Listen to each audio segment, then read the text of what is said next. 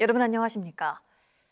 주거비 마련을 위해 지역 청년 상당수는 부모 도움을 받거나 금융기관에서 빚을 내고 있습니다.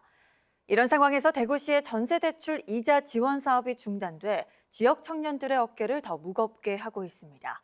남효주 기자의 보도입니다. 8년째 월세방에서 지내고 있는 김하영 씨는 지난해 큰 마음을 먹고 전셋집을 알아봤습니다.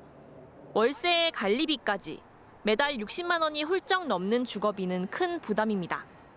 집주인이 계속 매년 월세를 올리고 있어가지고 또 계속 옮겨 다니다 보니까 아무래도 부담도 많이 되고 그래서 조금 고정비도 줄이고 주것도 좀 완전 안정시키고 싶어가지고.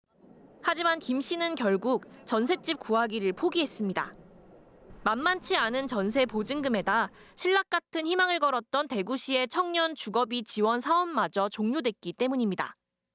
대출 이자도 계속 오르는 중에 그것까지 종료되니까 전세는 아예 가는 걸 포기했고 다시 월세를 재계약하면서 계속 주거비 부담이 이어지고 있어요.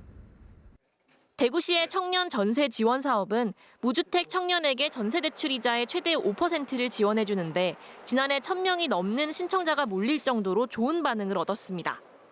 하지만 올해는 지원 사업이 예산안에서 빠지면서 더 이상 신청자를 받지 않고 있습니다.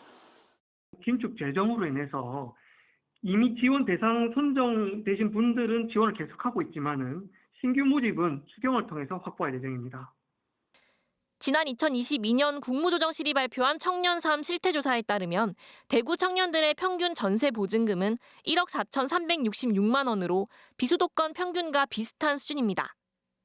하지만 보증금 있는 월세의 경우 보증금이 2,850만 원, 월세가 29만 원으로 보증금은 비수도권 평균 1,788만 원보다 1,000만 원 이상 비쌌고 그나마 월세는 평균과 비슷했습니다.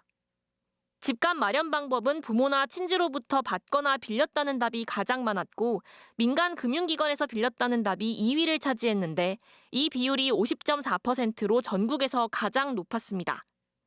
집을 구하기 위해 은행 등 금융기관에서 빚을 내는 지역 청년들이 여전히 많다는 얘기입니다. 유일한 대구시 자체 전월세 지원 사업인 이 사업이 중단되면 지역 청년들의 부담은 더욱 가중될 것으로 보입니다. 소득 대비 주거 부담률을 계산해 보면 그렇게 집값 부담이 낮은 편은 아닙니다.